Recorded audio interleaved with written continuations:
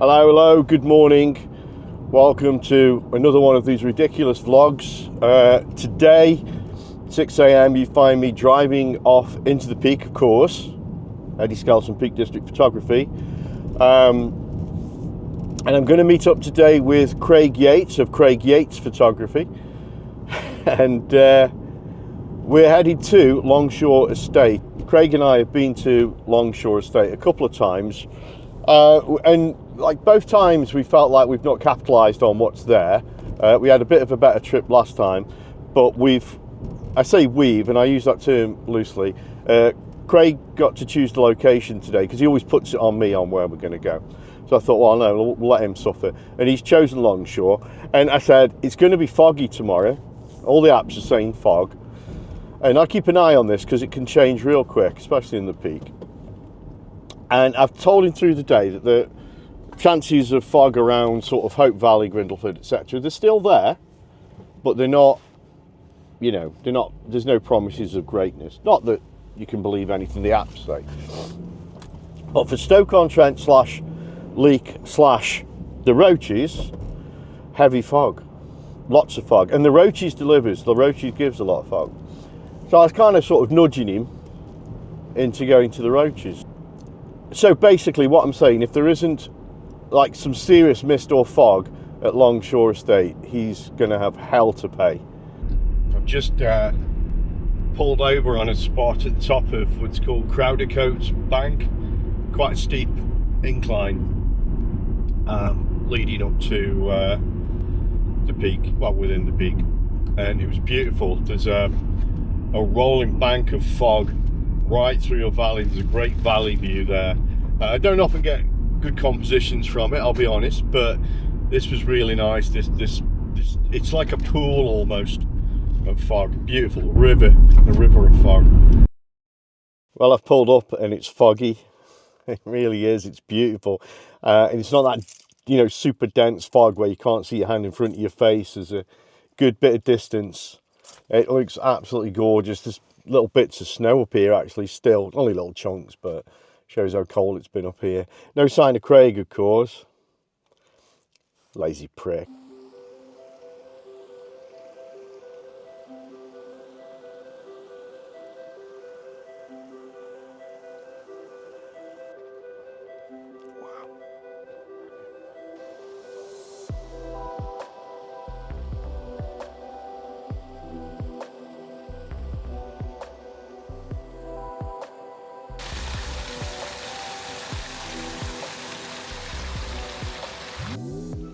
Dickhead's just arrived.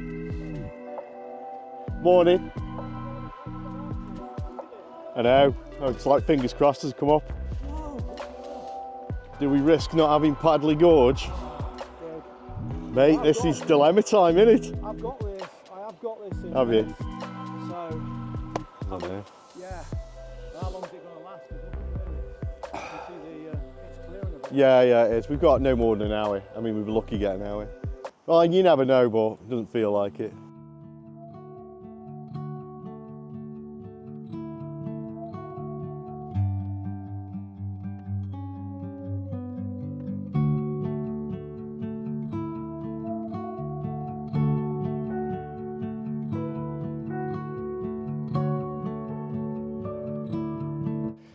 Well, great start to the day. I've already lost the DJI mic, so I imagine after a bit of B-roll, I'm going to throw up some of the photos I took just because Craig's moved on. And I said, just go ahead, mate. I'll do a couple of shots. So I'm just going to put them up if I haven't already. Beautiful morning here. We're already losing the fog here on Longshore. We got here and it was really nice. And then because of me pissing about for a start, we've lost that. Although, I've got to say, looking over towards Padley Gorge there's still a bank of fog, which means Craig's decision to come here was ill-judged. I kept going, where's you going, Padley Gorge? No, Longshore. So we're here and the fog's over there. But it is still pretty good here. I said Craig's gone on ahead. I'll try and get a few shots on the way, but because of losing effectively 15 to 20 minutes through another lost piece of kit. By the way, if you come to the Longshore Estate and you find a DJI mic with a dead cat on it, I don't suppose you could let me know, could you? I mean, even if you keep it, just let me know anyway. So I'm going to head up to where Craigie is, wherever he's gone, and see what we can come up with. Stay tuned.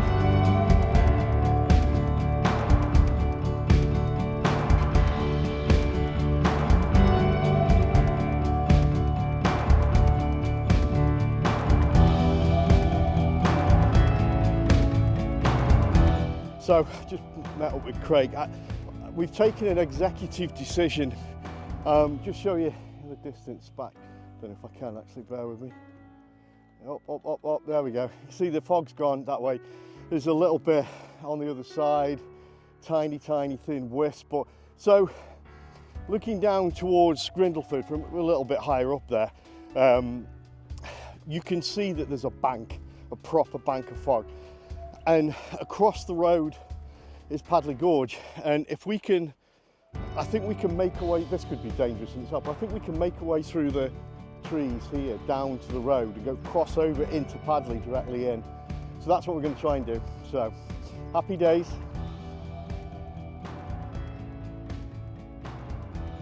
Okay, so we've ended up in Padley Gorge. I badgered Craig, but now we got here and no fog. It's just moved too fast, and that's the way it is with landscape photography. That's how it goes. Sometimes you're just chasing mist and it's just ghosts. It just disappear when you get within reaching distance. But of course we're in Padley Gorge, so we can't fail. It's going to be amazing. So we're going to get a few shots. We're just going to stick around a smaller portion. Craig's just, what do you think? Do you want to go for that today? Just stick in an area? Gnarly tree side, yeah. Really comb it. All right, so we're going to go over to Gnarly Trees, which is basically a walk back up and across, and see what we can come up with. I would like to try and do a few brook shots, so I might just nip down because there's plenty of options for that, the way we're going. So stick with us, we've got some photographs coming. This is a super popular shot here. You've got the millstone just there, and big old gnarly tree. I'll just show you close up because it really is quite something. Millstone down the bottom, and then the tree, hopefully you can see it, it's gripping a big stone. Everyone takes this shot, and normally what you're going to do is get the millstone and then the tree in the background, but as I was walking up to it, I thought, I wonder if we can do one sort of up towards that way. So I got my phone out and Craig's got his Nikon out, and we're having a bit of a composition challenge.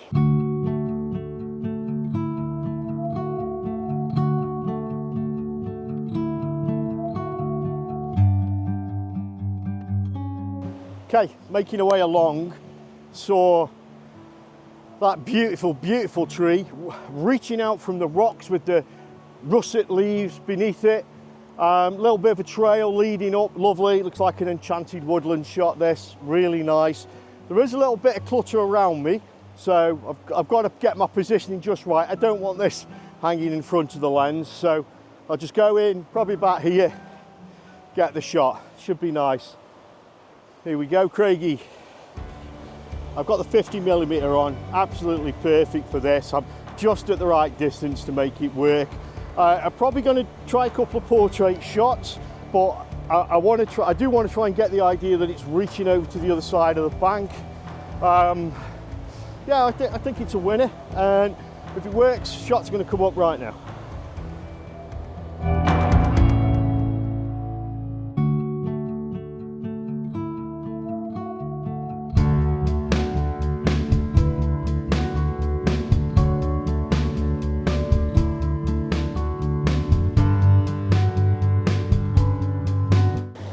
Quite warm today, and of course being near the water, it's causing a lot of condensation. So got the trusty microfiber out. You may recall, if you've seen another the last video, that I've lost/destroyed all of my ND filters, every one of them, and all I'm left with is circular polarizers, which I've got a buttload of, but fortunately circular polarizer is what I need for this shot. I don't I don't really want to smooth everything out on this. I want to capture the water boiling up, and if you long exposure it too much, it just, you know, just becomes caramel, especially with Peak District water anyway. But if it was just normal white water, it'd be cream. So gonna go for about 15th of a second, F8.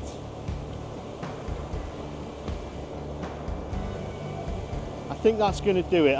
Unfortunately, with those settings, I'm going to have to raise the ISO a little bit, which is borderline satanic. You should never do that. Never increase your ISO.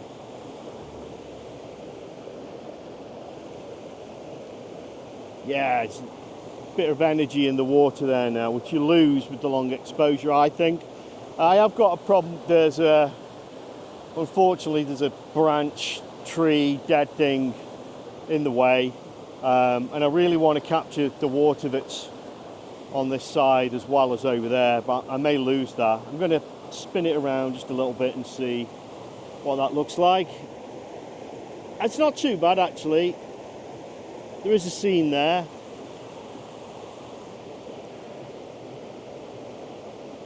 Seems a bit cloudy. I'm not convinced I've got this lens clean enough. Maybe the inside of the circular polarizer needs not the inside, the actual lens itself needs another go. It does. So watch out for that. This condensation, else you're going to end up with blurry shots. Nobody needs that. That should do it.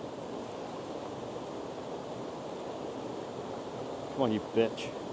Man, I've lost so many of these to the rivers from not putting them on properly.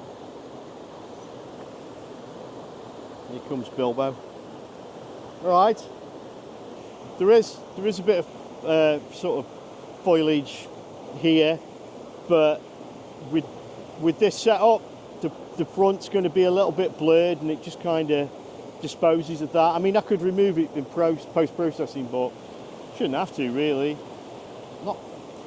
I may have to get a wider lens on it. I just don't know if I'm getting enough to make this work. The focus is the boiling water, okay, which is just from the falls, and the fact that I've got this Peak District water, this PT brown water, is what makes this work, or should make this work. I think that's pretty good, like 8th of a second. Sorry, it's 15th of a second right now. But I'm going to go right up. I'm going to go right up to 60th. 1/60. I'll bring that. Beauty of this lens, I can really open up the aperture. Get it to f2.8 if I want, but no, I'll just go to f4. Aim for the middle of the shot, so there'll be a little bit of blurring at the front, which we want. A little bit at the back, absolutely fine. Going for the middle rock. It's close. It's close. Just going to bring it down to now 30th. Surely the sweet spot. Just again, I don't have any filters to work with. Got to do this all in the camera. Got a suspicion this is going to be the sweet spot now.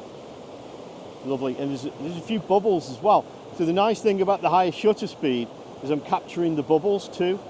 Hopefully they're going to look nice. I did this bubble shot a while back, really close in, and I always thought that maybe I should get the rest of this little scene, because there's like you've got all this energy around it, and then in the middle there's this pocket, this eye where the bubbles are. That's, I don't know, just appeals to me. Yeah, okay. I'm going to pop these up for you. If there's only one good one, I'll just put the one good one. If I think there's a couple worth looking at, I'll throw them up. You let me know, what do you think? Did you see what I saw? Did you see that energy?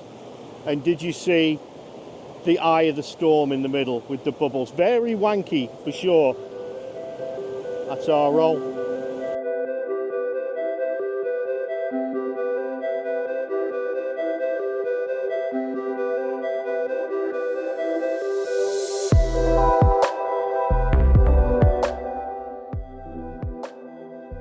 Well, I'm often going on that there's elves and dragons and stuff in the woodland. It's not often I get to find an actual princess, and so this is Lily of pint-sized photography. I'll put the proper Instagram link up, but she's very kindly just let me take a couple of shots of you, so I'm going to share them with you. So that's a magical princess in Padley Gorge. Not often you'll get it, but stick with this channel and you'll see that kind of stuff happening a lot. I mean, after all, I've got Bilbo Baggins with me.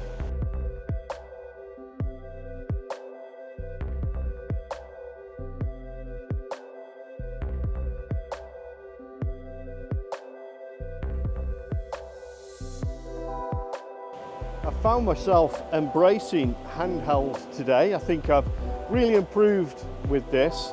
So I hope some of the shots I throw up work for you that I've done handheld. I really like the fact that I can just do the shot, just boom, get them done and move on. Removing myself from the tripod is proving really, really difficult though. I don't know what it is, that measure of control that you've got. But this can lead on to other things, so you know, wildlife photography, maybe some street stuff, although that's not really my bag, but you never know. You never know. But it's just the ability to have confidence to shoot with the camera without all of my gear around me. That's what I'm trying to get to. If currently you shoot with just tripod, I recommend it, give it a go. Just make sure you've got a good lens on it so you can up that shutter speed without sacrificing the light. I'd say that's probably the most important thing. You can get away with murder with a fast shutter speed. Just getting a quick shot of a tree behind me with some nice little leaves sticking up from it, which is quite nice. I'm not sure it's going to let me show you. There you go. So I don't know if you can see on the video, just running along the tree, and then it's got a really substantial background as well. So hopefully that's going to look nice. Throw that up now.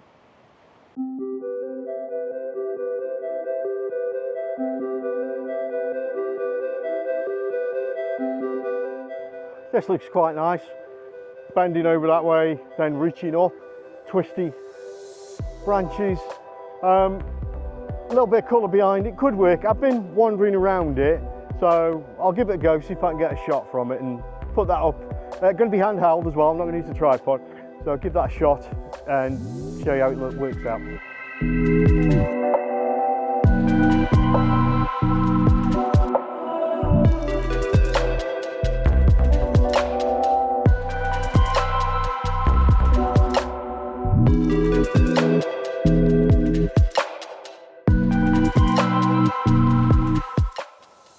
Just a quick thing, in the last video I mentioned I was having trouble with the PGY tech gear and not the Beetle clip, which is still amazing, really love it, but the thing on there. It's okay though, it looks like it was just the weather, possibly a build-up of ice inside it had stopped it from clasping the mount properly. All's well, so no problem with it. PGY tech still working well.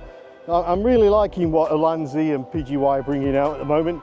Small rig, of course, bringing a lot of good products. So, and I know Craig's got some of this stuff too, so he waxes lyrical about it. We'll perhaps give you a full rundown at some point. But yeah, so there you go.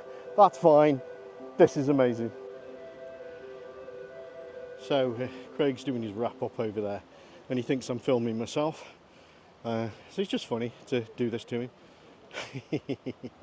But yeah, okay, let's get back to me.